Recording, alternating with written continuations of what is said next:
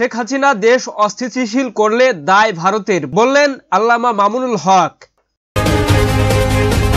ছাত্র জনতার আন্দোলনে দেশ থেকে পালিয়ে যাওয়ার সাবেক প্রধানমন্ত্রী শেখ হাসিনা যদি আবারও দেশের বিরুদ্ধে ষড়যন্ত্র করে এবং দেশে অস্থিতিশীলতা তৈরি করতে চায়, তাহলে এর দায় ভারতকে নিতে হবে বলে হুঁশিয়ারি দিয়েছেন বাংলাদেশের খেলাফত মজলিসের আমির আল্লামা মামুনুল হক। মঙ্গলবার রাতে দলটির রাজশাহীর গণসমাবেশে প্রধান অতিথির বক্তব্যে তিনি একথা বলেন।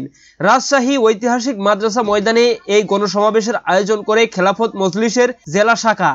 আল্লামা মামুনুল হক বলেন, আমরা করোনার পাত্র নই। যদি আমাদের করোনার পাত্র মনে করে থাকেন, ওপেন চ্যালেঞ্জ ঘোষণা দিলাম, আসুন আমাদের মোকাবেলা করে দেখুন। আমরা দ্ব্যর্থহীন ভাষায় বলি, এদেশে আমরা ইসলাম নিয়ে বাঁচবো, ইসলামের গৌরব নিয়ে বাঁচবো। ইসলামের বিপক্ষের শক্তি, স্বাধীনতার বিপক্ষের শক্তি উল্লেখ করে তিনি বলেন, 250 বছরের ইতিহাস প্রমাণ করে বাংলাদেশ এবং ইসলাম এক সূত্রে গাঁথা। যদি দেশের ইসলাম না থাকে, বাংলাদেশের স্বাধীনতা বিপন্ন হবে। যারা ইসলামকে সহ্য করতে পারেন না, তারাই স্বাধীনতার বিপক্ষের শক্তি। নির্বাসিত লেখিকা তাসলিমা নাসরিন বাংলাদেশে বিশৃঙ্খলা চেষ্টা করছেন জানিয়ে আল্লামা মামুনুল হক লেখেন, নির্বাসিত বিতর্কিত লেখিকা তাসলিমা নাসরিনের প্রতি যারা পীড়িত দেখাও, মনে রেখো এদেশের মানুষ সহনশীল কিন্তু দুর্বল নয়। শেখ হাসিনার গড়া যেখানে, তাসলিমা নাসরিনের গড়াও সেখানে। তাসলিমা নাসরিন আবার নতুন করে বাংলাদেশে বিশৃঙ্খলা করার চেষ্টা করছে। তিনি বলেন, 1971 সালে যে স্বাধীনতা অর্জিত হয়েছে তা ভিনদেশী একটি শক্তি ছিনতাই করার চেষ্টা করছে। বাংলাদেশে কোন দল এদেশে ধর্মনিরপেক্ষতা দাবি করেনি, কিন্তু আমরা দেখলাম শেখ মুজিব সাহেব বাংলাদেশের সংবিধানের মূলনীতিতে ধর্মনিরপেক্ষতা ঘোষণা করে প্রকৃতপক্ষে 72 সালেই বাংলাদেশকে ভারতের কাছে বলি দিয়েছেন। এভাবে 72-এর একটি চেতনা দাঁড় করানো হয়েছে।